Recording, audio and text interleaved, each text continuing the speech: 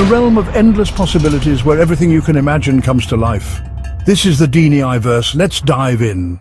Chapter 20. The Dimension Hopper. The dimensional hopper was glitching like mad. Dean Prime had no control other than the hops. Each time it pulsed, it threw him into another reality without warning. No home, no base, just him and a spark-spitting, barely functioning device in his hand that refused to obey. As soon as he landed somewhere, boom, off to another. He slams the hopper again, it glitching, one last pulse. Another reality opens. Dean Prime disappears. Whoosh! He lands in reality 786 of Furry World. Dean Prime slams face first into hot pavement, groaning. He blinks up to see a blinding sun. Techno music thumping. He's smack in the middle of a furry parade. Costumes everywhere. Wolves in leather harnesses, foxes twerking on roller skates, a man-sized skunk vaping through his snout. A float rolls past. A giant cartoon dog grinding against a glitter cannon. Dean Prime rolls to his side. Please be a hallucination, please be a stroke.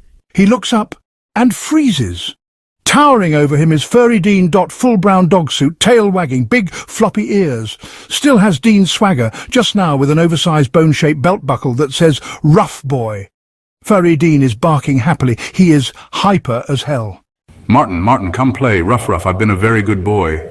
Dean Prime stares, like he's been slapped with a wet sock. Then, from the crowd, enters Furry Martin. He's in a tight silver cat outfit, ears twitching, tail swishing, chest way too exposed, glitter on his cheeks. He's holding a cocktail called Big Dicky Juice. Furry Martin is teasing and purring. You're such a naughty doggy, Dean. Let's go sniff asses again.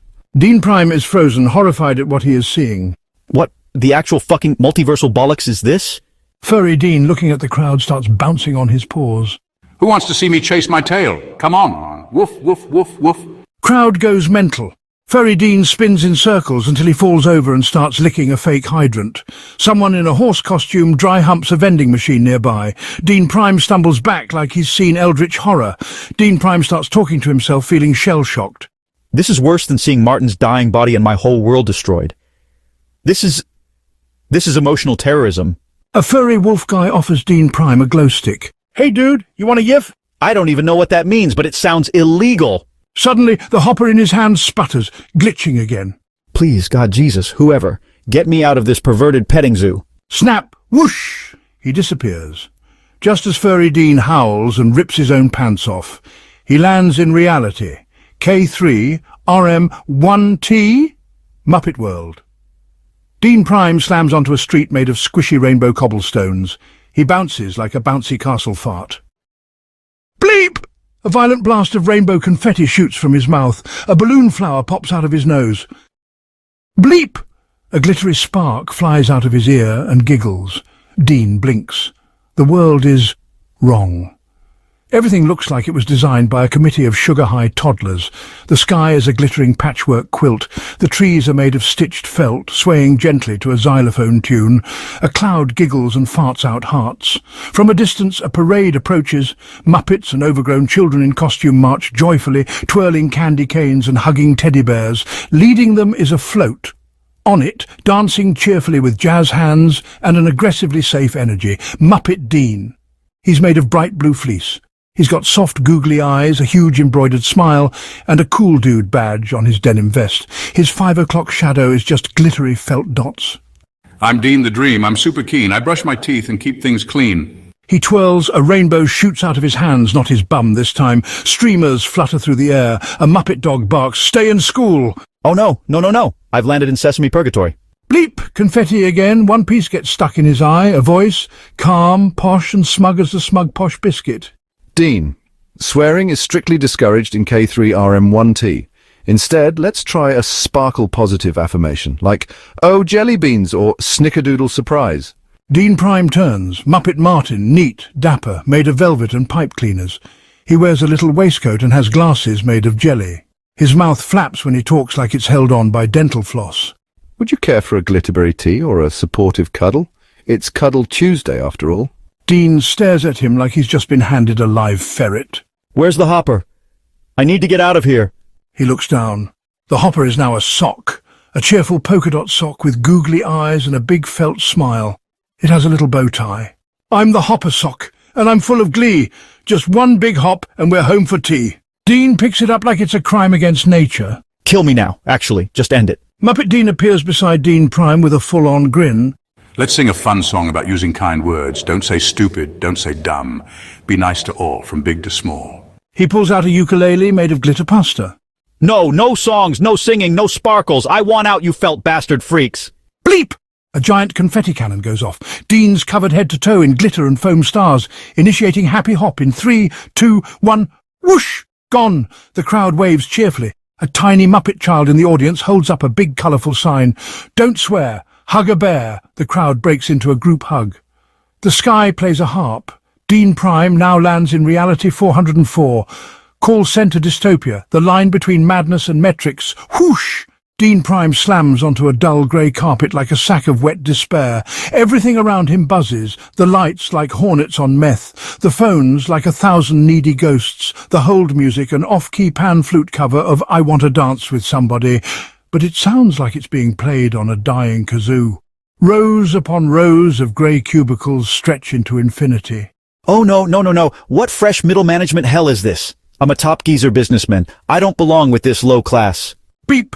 A name badge drops from nowhere and slaps onto his chest. Welcome, Dean. Junior Customer Satisfaction Agent #17. Suddenly, Cubicle Dean swivels around in a squeaky chair that screams like it's seen horrors. He's pale, hollow-eyed, jittery from instant coffee and repressed screams. Tie crooked. Lanyard says, "Ask me about tone compliance." Oh, brilliant. They've sent a replacement already. That's quick even for them. Cubicle Dean standing there, suddenly very anxious. Look, I can do better, all right? I hit 73% resolution last quarter. I can smile more on the phone. I'll even pretend to care about Carol's cat dying if that gets me back on the leaderboard. You think I'm, what, your stand-in?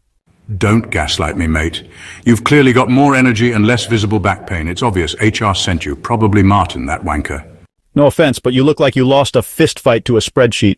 Yeah, well, at least I didn't come in here all smug and wrinkle-free, you shiny bastard. Thunderclap.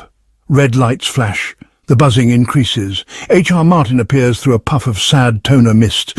He's got perfectly ironed beige trousers, a smug smile, and a clipboard he clutches like it's the Ark of the Covenant. His eyes say conflict avoidance. His soul says I minored in leadership.